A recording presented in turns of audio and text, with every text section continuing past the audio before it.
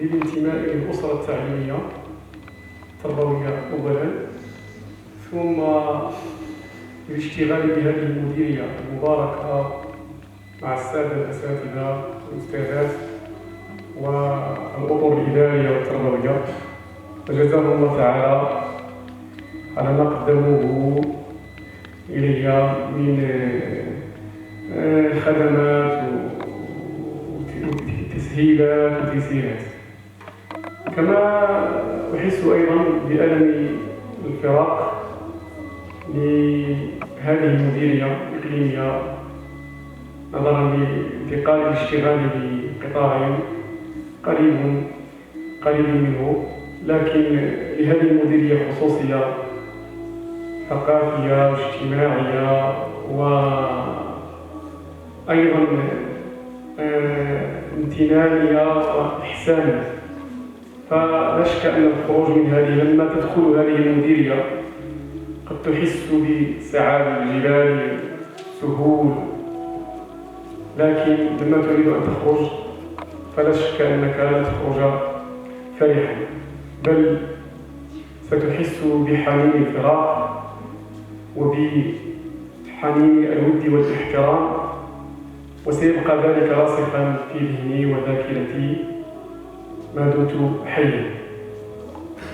كما أنتهز الفرصة لأقول إن هذا الحفل التكريمي للتلاميذ والتلميذات المتفوقين والمتفوقات حقيقة التميز، التفوق والنجاح ليس صدفة.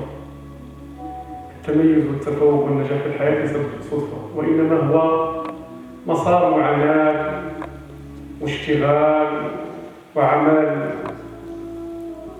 وعمل دؤوب ومثابرة وجد ودراسة. لذا التميز والتفوق له ضريبته، لكن حينما يصل الإنسان فلا شك أنه سيحس بمتعة هذا التفوق. فلكل بداية كما يقال كل بداية محرقة لا بد أن تكون نهايتها نهاية مشرقة. وتكريم هذه البراغين حقيقة هو دعم لهم للعمل والاشتغال والتفوق في مساراتهم الحياتية، منها الدراسية والمهنية والاجتماعية. إذن فأرجو لهم التوفيق والسداد وأن يواصلوا هذا التميز والتفوق. ختاما أختم بكلمة شكر لجميع الأساتذة وأستاذتنا دفتر الإسلام بهذه المديرية، وكذا باقي الأطر الإدارية والتربوية الذين اشتغلت معهم لمدة 1.5 سنة.